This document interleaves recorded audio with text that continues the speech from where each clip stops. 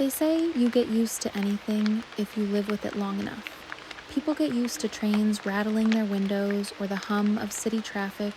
I got used to the feeling of being watched. For 20 years, I lived in a house that refused to be empty.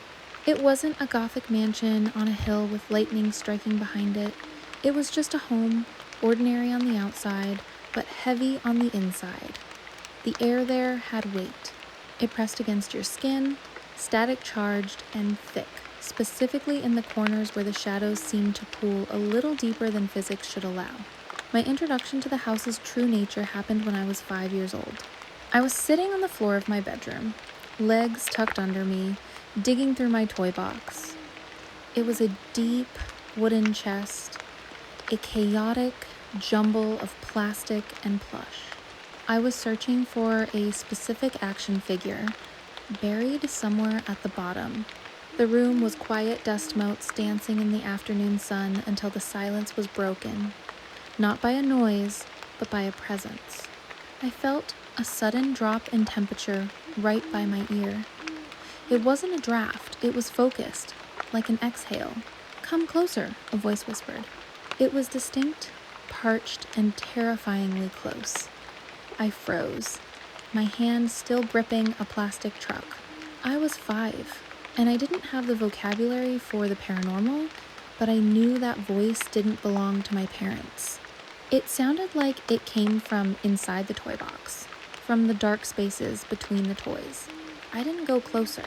I backed away, leaving the room entirely. The first of 1,000 times I would retreat from a room in that house. As I grew older, the activity evolved. It went from whispers to wanderers.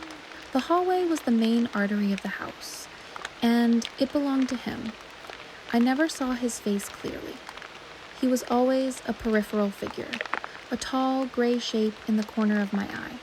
I would be watching TV or doing homework, and I'd see him. He paced up and down, a rhythmic, silent sentry, walking the length of the hall. He never entered the rooms, he just walked the threshold, an endless patrol that lasted for years.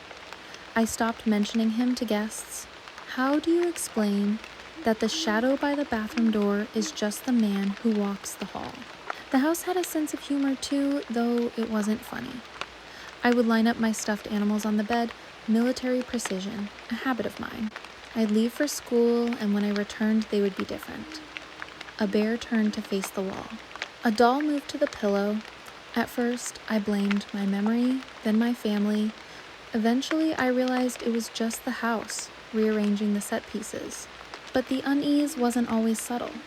There were days when the atmosphere would curdle. You could feel it as soon as you walked in the front door, a tension, like a rubber band pulled to its snapping point. On those days, the animals knew. The cats would track movement across the ceiling, their heads turning in unison, watching something invisible traverse the room. The crescendo of my 20 years there happened on a Tuesday evening. It was mundane, quiet. I was reading, the house settling around me. Suddenly, a sound tore through the air, a woman's scream.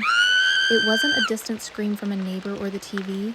It was right there, in the room, shrill and deafening. As the scream echoed out, I heard a sudden pop. The light bulb in the ceiling fixture exploded. Glass rained down onto the carpet, leaving me surrounded by dark and deafening silence. I stood there, my heart hammering against my ribs. There was no one else home. Just me, the shattered glass, and the echo of a woman who wasn't there. I eventually moved out.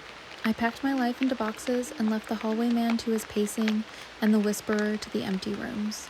But sometimes when I'm in a quiet room and the air feels a little too heavy or a light flickers for no reason, I freeze. I wait for the whisper. I wait to hear, "Come closer."